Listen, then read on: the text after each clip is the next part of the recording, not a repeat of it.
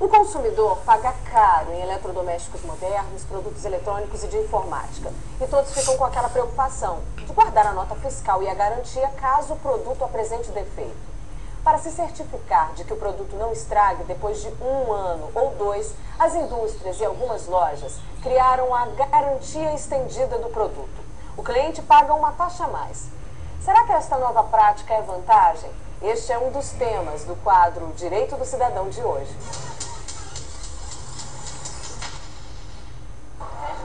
Na hora da compra, o cliente recebe uma proposta tentadora: estender o prazo da garantia do produto. O custo disso, em média, é 15% do valor da mercadoria. E de tão envolvido na compra, o consumidor mal presta atenção no que está pagando. A gente acaba sendo persuadido por eles, que eles falam que é bom, que é isso, que é aquilo, mas acaba se tornando um produto bem pouco mais caro. No momento da venda, você não tem tempo de pegar um contrato e fazer essa leitura, né? Herbert comprou um MP5 e pagou R$ 65 pela garantia estendida. Confiante de que havia feito um bom negócio, não se preocupou quando o aparelho estragou após o vencimento da garantia de fábrica.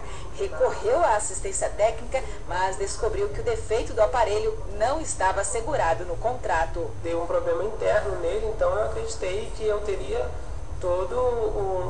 uma assistência daquilo que eu paguei. Aí eu procurei a assistência técnica e depois de um bom tempo eles me retornaram, falaram que não poderia ser consertado porque o problema que houve nele, o meu contrato não cobre.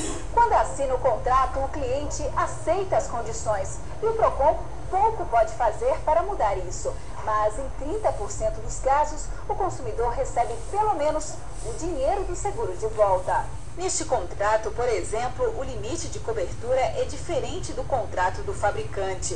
Dependendo do valor do conserto, a seguradora pode optar pela substituição do produto. Deixa claro que pode trocar por uma mercadoria que custa 10% a menos que o preço atualizado do produto com defeito. Outro detalhe, o valor da cobertura diminui a cada ano.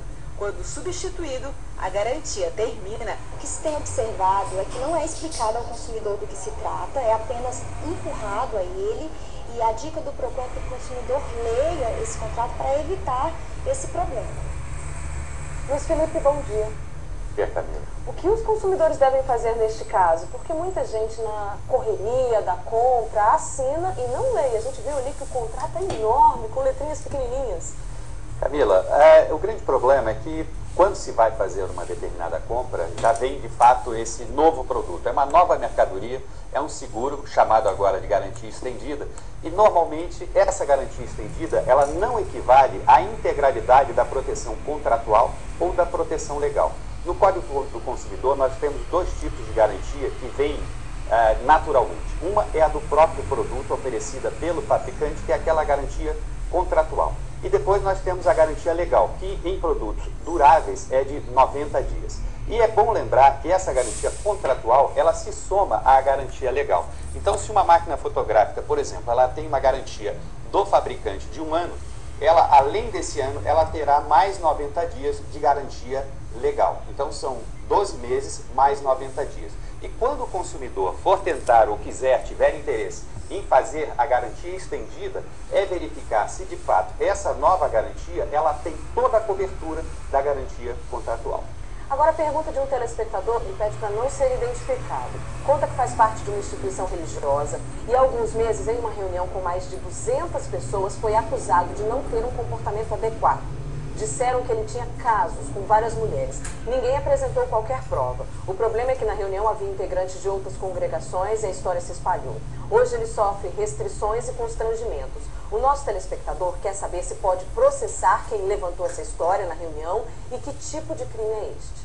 Pode sim, Camila. Essa é uma conduta que ofende a honra, ofende aquele conceito que a própria comunidade e a própria pessoa tem de si.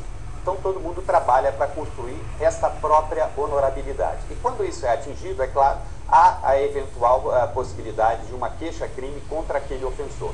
Então, neste caso, como se descreve um fato que é um fato que atinge a honra da pessoa, nós temos aí o que se chama de difamação. O Código Penal ele tem 3 figuras que implicam em ofensa à honra, calúnia, difamação e injúria. E neste caso, como é um fato não típico, atribui-se uma conduta desonrosa simplesmente a uma determinada pessoa, nós temos aí crime de difamação.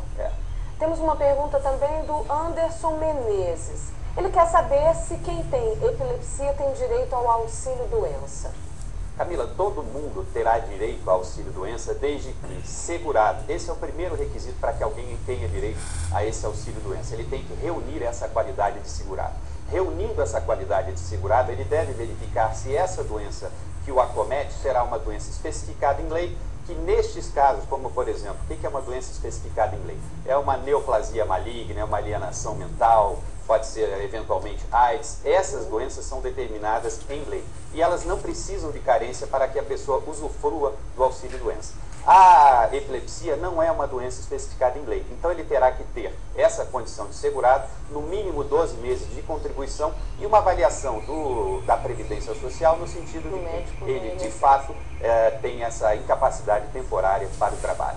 Mas, Felipe, um fato da semana que merece ser comentado. As férias estão se aproximando e as pessoas começam a fazer as malas para viajar.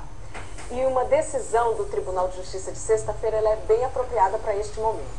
Uma mulher teve a bagagem extraviada em uma viagem para a Europa, foi indenizada em R$10.000 por dano moral e mais R$2.000 por dano material, já que a mala nunca foi encontrada. A empresa aérea só havia repassado para ela R$500. Quais são os direitos de quem tem a mala extraviada? Camila, houve uma evolução muito grande em relação aos direitos de todo passageiro, seja no transporte aéreo, seja no transporte marítimo e seja mesmo no transporte terrestre. Antigamente havia alguma limitação, a própria lei estabelecia uma tarifação para determinados tipos de dano. Ou seja, estabelecia-se em lei, por exemplo, no Pacto de Varsóvia, na Convenção de Varsóvia, qual o limite da indenização. Então isso veio evoluindo, houve um tratado em Kuala Lumpur que atualizou o Pacto de Varsóvia, especialmente para beneficiar o que se chama de princípio da boa-fé. É natural que, em havendo prejuízo, haja a indenização integral. Então, em razão desse princípio da boa-fé, qualquer limitação ao dever de indenizar, ela ficou afastada. E o próprio Código do Consumidor hoje, aplicável nessas relações, ele defende, ele garante essa indenização integral. Então, todo aquele que tiver qualquer prejuízo, ele demonstra a extensão desse prejuízo e todo prejuízo integralmente será ressarcido. Luiz Felipe, muito obrigada pela sua presença. Até lá.